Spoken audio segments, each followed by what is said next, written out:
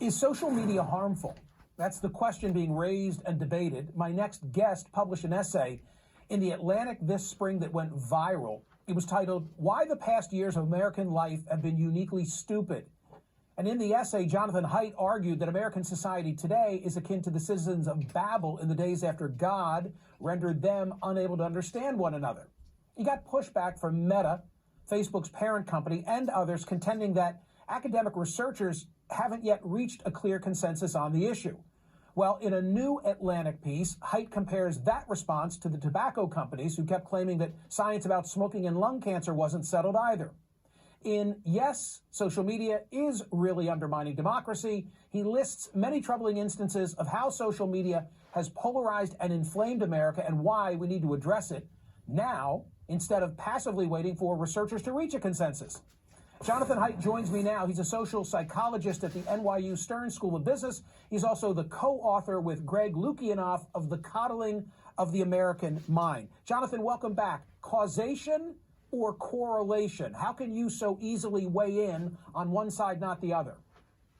Well, every social scientist knows that correlation doesn't prove causation. So first you have to look for correlation, and there's plenty of that.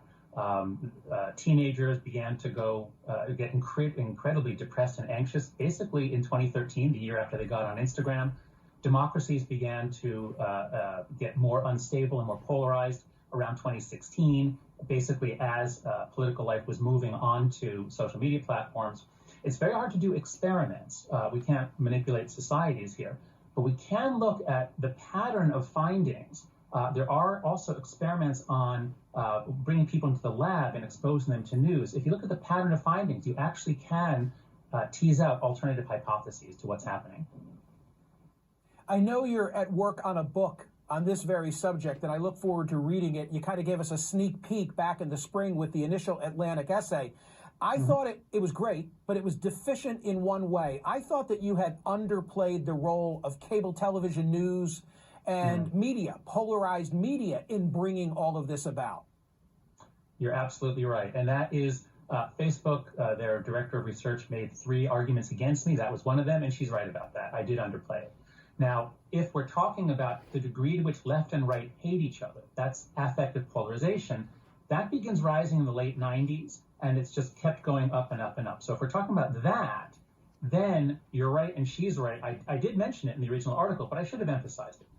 But here's the thing. So, go ahead. It's very hard for us to do anything about cable TV, but social media we can do a lot about, and Facebook itself has done it. And actually, here's one of the experiments. Facebook itself has tweaked the algorithm to reduce polarization before one of the elections, and then they put it back up. Well, why can't they keep it down? Yeah, Frances Haugen, the whistleblower in Facebook, I think illuminated on that very issue. What can we do? Instead of waiting around for Facebook to fix it, what's the message to those of us who consume social media?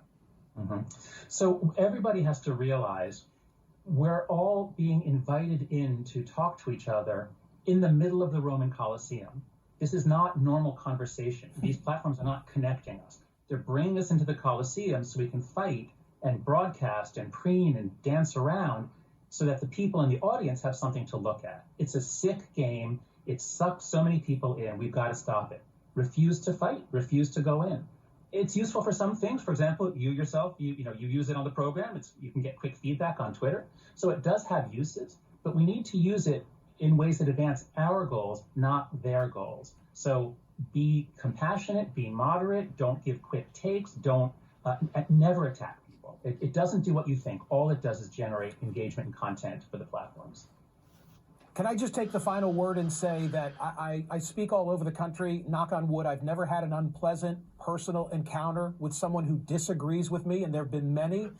I compare that to, people in social media, they get beer muscles. The anonymity of social media somehow empowers people to be nasty and maybe, going old school the way you had to sign your name if you were going to publish a letter to the editor in the local newspaper. Maybe there's a lesson in that. Food for thought. Jonathan, can't wait to read the book. Thanks for coming back.